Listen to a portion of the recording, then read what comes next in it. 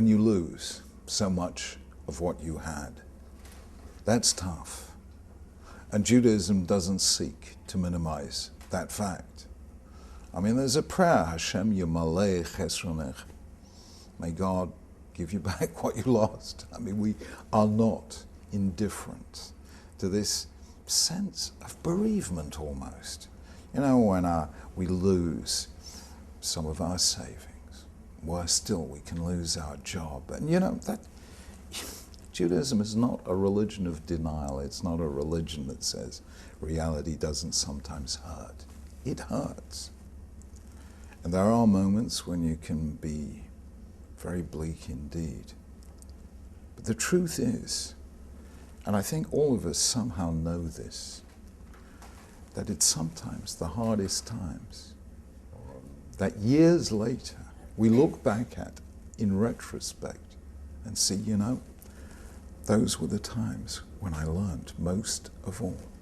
When I suddenly discovered what I'm really about, what really matters to me, what my meaning in life really is. Now, it's hard to see that at the time, but when you look back 5, 10 years later, you realize that moment of loss was a moment of truth and the beginning of a new life.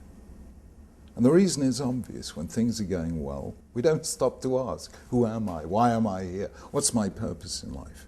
It's only when things get really seriously bad. That is when we ask that question. Now, it's not easy in the midst of loss to think, oh, guys, 10 years from now, I've got to look back at this and smile. Because in the meantime, you're weeping. But I do honestly believe that that is the time to put your faith in God, to say your prayers, know that God is going to reach down a hand and stop you drowning. And He will get you through.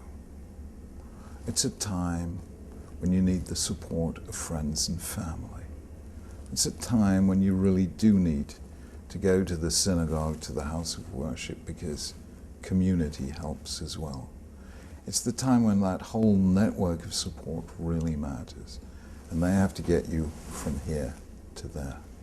But when you undergo great loss, you will know whether there is supposed to be more clearly than at any other time in your life.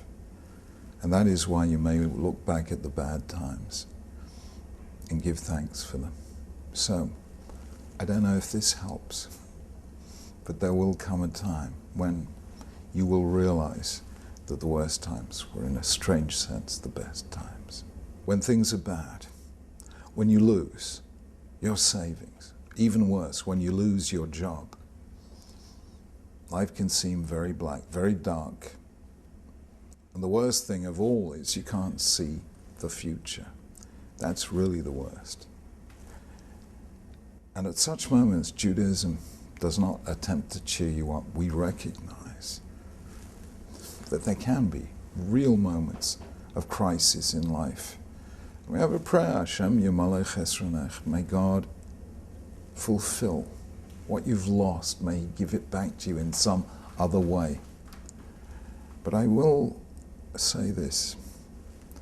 The Chinese have been around for a long time, 5,000 years. And one of the reasons might just be that the Chinese ideogram that stands for crisis also means opportunity. So Chinese knew how to deal with crisis, and that's how a culture survives. It's also how an individual survives. I only know one language in the world that goes one further than the Chinese, and that's Hebrew. The Hebrew for crisis is mashber. Now, if you ask what does mashber really mean, it means a birthing stool, what midwives used to use when they were helping a mother give birth. In other words, in Hebrew, a crisis is the birth pangs of something new.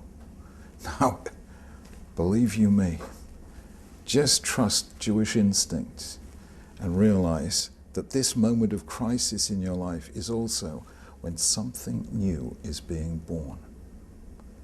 And I think seeing things that way has helped me personally through crisis.